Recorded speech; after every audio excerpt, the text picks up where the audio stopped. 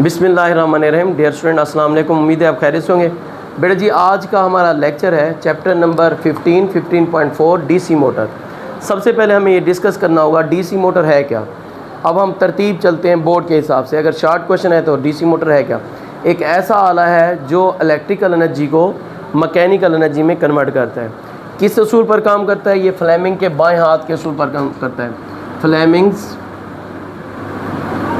Left hand rule, ये इसका क्या है? प्रिंसिपल है। इस उसूल पर काम करता है। और वो प्रिंसिपल क्या था, असूल क्या था कि एफ़ जो है वो डायरेक्टली प्रोपोर्शनल है साइन थीटा का।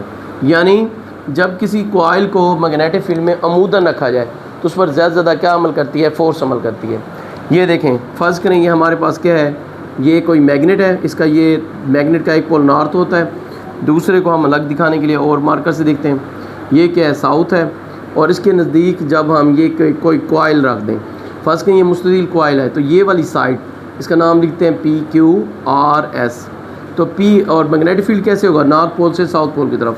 तो PQ, ये देखें ये साइड ये पैरेलल है, और RS ये साइड ये भी क्या है? पैरेलल है। यहाँ पर कोई फोर्स असंदाज नहीं होगी। जबकि ये वाली साइड जिसको मैं रेड से ज़ाहिर कर रहा हूँ, PR और QS, ये अमूदन है, इस पर मैक्सिमम फोर्स लगेगी। इससे ये नतीजा खस होता है कि जब कोई कंडक्टर मैग्नेटिक फील्ड के अमूदन हो तो उस पर ज़्यादा क्या अमल करती है? फोर्स। लेकिन वो फोर्स सिर्फ अमल करती है 90 तक, 90 से ज़्यादा अमल नहीं करती। अब देखते हैं इसकी साख्त स्ट्रक्चर कैसे होती है। ये घरों में जो मोटरें इस्तेमाल करते हैं आप, DC motor, direct current motor जो है वो कैसे काम करती है, तो इसका देख लें आप लोग। ये स्ट्रक्चर है, आए समझ। तो ये है जी, ये देखें, ये नॉर्थ पोल मैग्नेट, ये क्या है? South pole. इसके ऊपर क्या है जी? एक किस्म की ये क्या है? कॉइल। कॉइल जो होती है, अच्छा अभी अब ये देखें, ये क्या होता है? ये होता है शाफ्ट। और एक शाफ्ट को क्या किया जाता है? आई समझ, ये इस शाफ्ट है, इसके ऊपर कॉइल बांधी जाती है, यानी कॉइलिंग की जाती है।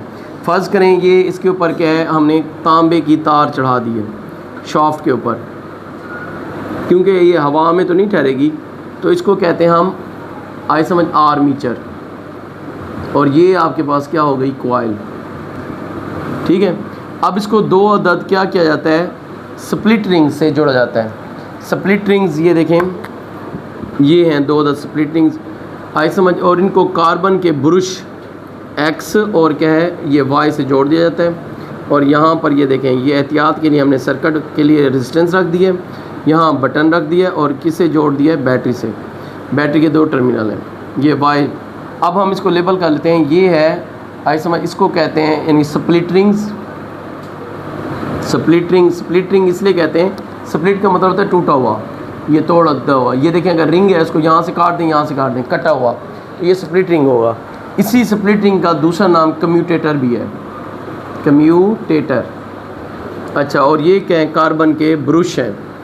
और ब्रुश का काम क्या होता है?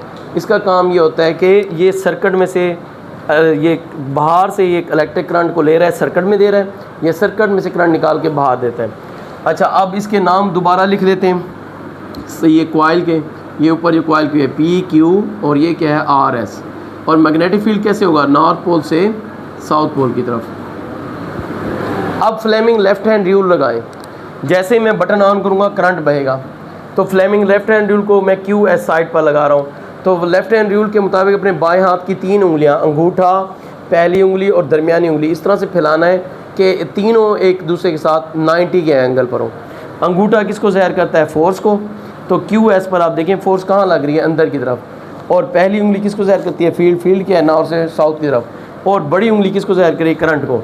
यानी आपका करंट यूँ बह रहा है, ये करंट, आई समझ। और फोर्स कैसे लग रही है? अंदर की तरफ। अंदर की तरफ फोर्स लग रही है तो उसको गोल दर डाल के डॉट डालते हैं, यानी इस साइड पर फोर्स क्या लग रही है? अंदर की तरफ। अब आ जाएं ये PR सरफेस पर।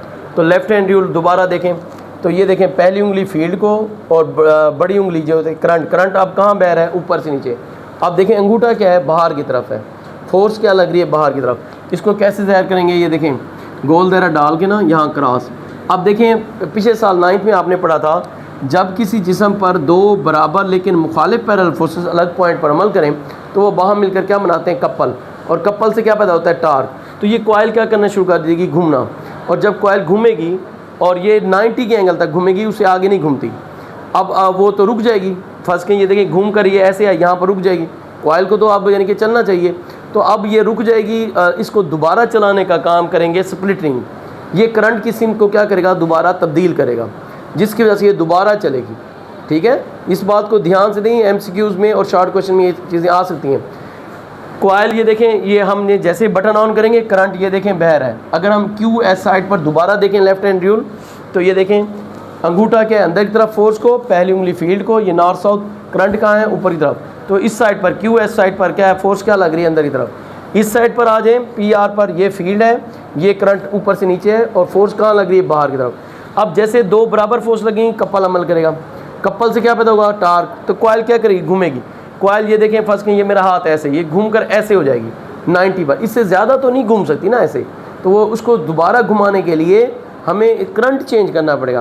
करंट चेंज करने का काम क्या करेगा, स्प्लिट रिंग। कैसे करेगा, अब देखें जैसे कॉइल घूमेगी, ये जो है आपका brush S1 split ring, sorry brush क्या गया, स्प्लिट रिंग S1 S2।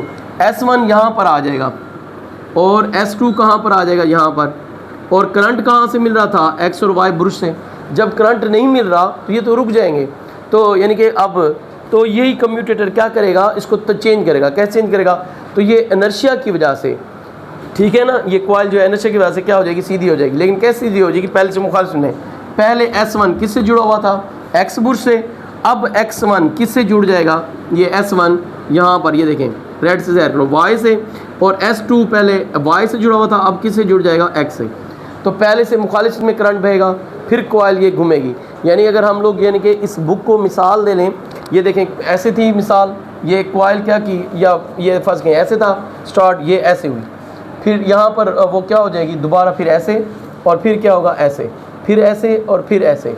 यानी मुसलसल कॉइल क्या करती रहेगी, घूमती रहेगी, और करंट की सिमत की तब्दीली करेगी। वो क्या तब्दीली करेगी, कम्यूटेटर यानी स्प्लिट रिंग करेगा। और कॉइल मुसलसल घूमती रहेगी। और आपको पता है जब कॉइल मैग्नेट के दरमियान में घूमते रहे, तो मैंने शुरू में आपको लेक्चर में कहा था, इसे कहते हैं इलेक्ट्रोमैग्नेट। और इलेक्ट्रोमैग्नेटिज्म चैप्टर पढ़े, उसमें हम दो काम लेते हैं, या तो मैकेनिकल एनर्जी को किस में कन्वर्ट कर देते हैं, इलेक्ट्रिकल एनर्जी में, या इलेक्ट्रिकल एनर्जी को कहाँ कन्वर्ट करते हैं, मैकेनिक। और इस तस्वीर में देखें हम इलेक्ट्रिकल एनर्जी खुद मुहैया कर रहे हैं। ये देखें बैटरी दी हुई है, तो इसमें क्या कर रहा है, ये इलेक्ट्रिकल एनर्जी हम इसको दे रहे हैं, और DC मोटर क्या करती है, इलेक्ट्रिकल एनर्जी को मैकेनिकल एनर्जी में कन्वर्ट करती है, यानी हमें वो काम करके देती है। ठीक है ना, मुख्तलिफ जैसे मोटरें हैं, वो वॉशिंग मशीन वगैरह, यानी कि जो मशीन होती है उसको चलाने में मदद देती है। अब इसकी जो परफॉर्मेंस है, इसकी यानी परफॉर्मेंस कि कितनी ये इलेक्ट्रिकल एनर्जी लेगी और कितनी मैकेनिकल एनर्जी में कन्वर्ट करेगी, इसका डिपेंडेंस, इसका इन्हिसार तीन बातों पर है। ठीक है ना, वो क्या है, नंबर एक कॉइल पर चक्रों की तादाद। फर्स्ट के कॉइल पर चक्रों की तादाद को आप बढ़ा देंगे तो ज़ाहिर है ये ज़्यादा घूमेगा, तो ये ज़्यादा इलेक्ट्रिकल एनर्जी को कन्वर्ट करेगा मैकेनिकल, यानी एफिशिएंसी बढ़ जाएगी। नंबर दो, मैग्नेट के साइज़ को बढ़ा दें। पहले मैग्नेट छोटे हैं, बड़े लगा दें। आप देखें छोटी मोटरें होती हैं, उनको अगर खोलें तो उनके अंदर छोटे मैग्नेट होते हैं, बड़ी मोटरें होती हैं उनके अंदर बड़े मैग्नेट होते हैं। नंबर तीन, कॉइल और मैग्नेट के दरमियान रिलेटिव मोशन की क्या करें, स्पीड को बढ़ा दें।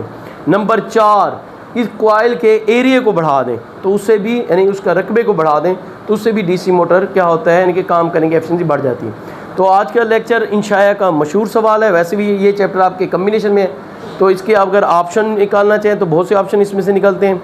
ठीक है, शॉर्ट क्वेश्चन निकालना चाहें तो आप देखें DC मोटर क्या है, इसकी तारीफ़ करें, किस उसूल पर काम करता है, फ्लेमिंग के उसूल पर।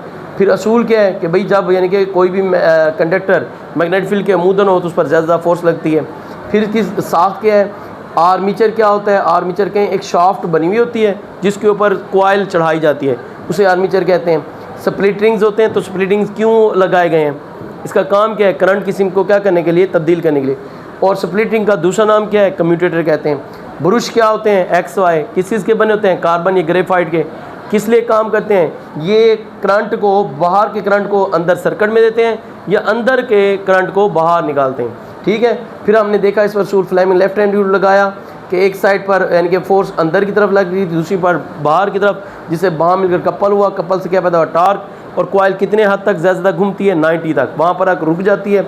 रुकने के लिए फिर उसको दोबारा चलने के लिए करंट को तब्दील करना लाजमी है। वो करंट तब्दील करने का काम कौन कर रहा है, कम्यूटेटर कर रहा है। फिर इससे वो कॉइल घूमती रहती है, जिससे फ़ायदा क्या होता है, इलेक्ट्रिकल एनर्जी को किस में कन्वर्ट किया जाता है, मैकेनिकल एनर्जी में।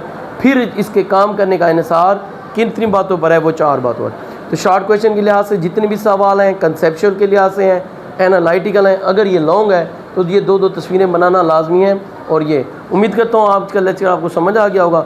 अगर इसके बावजूद भी अगर आपके जहन में कोई सवाल है या आपको इसके बारे में मज़ीद कोई मालूमात है तो आप मुझसे शेयर करें।